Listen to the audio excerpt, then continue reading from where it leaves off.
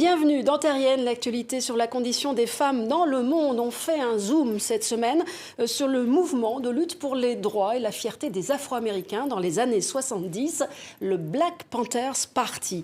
L'une de ses figures féminines les plus connues est bien sûr Angela Davis, mais en coulisses, ce qu'on sait moins, c'est que ce parti reposait en grande majorité sur des femmes, des pionnières sociales qui tentaient de subvenir aux besoins de leur communauté. Une exposition du photographe américain Stephen James les met enfin en lumière au musée de Mougins, dans le sud de la France. Un peu plus que la moitié étaient des femmes, puisque on est entre 60 et 66% des membres du Black Panther Party étaient des femmes. Ça s'explique par une cause très naturelle. Je pense que les femmes ont toujours été au sein de partis et d'activisme, mais elles ont été souvent invisibilisées. Donc ce chiffre sort maintenant parce qu'il a été dit et écrit, notamment dans la préface écrite par Angela Davis dans le livre Comrade Sisters, Women of the Black Panther Party.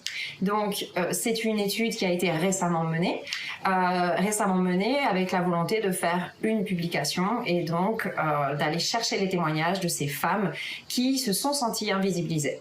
Et ça, c'est venu aussi assez récemment, en 2021, c'est le 55e anniversaire de la commémoration du Black Panther Party. Et lors de 55e anniversaire, les femmes présentes ont dit « Et nous alors, où est-ce qu'on est présentés ?»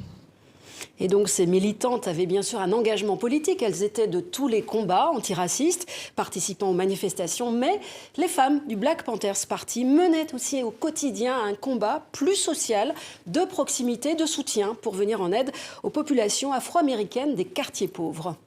Elles avaient tout intérêt, bien entendu, à mener des programmes pour faire en sorte que ces problèmes puissent avoir une solution, ou en tout cas que les personnes qui vivent autour d'elles puissent mieux vivre. Donc, les femmes du Black Panther Party étaient sans cesse dans l'accompagnement. Elles créaient des programmes tout simplement pour assister la communauté.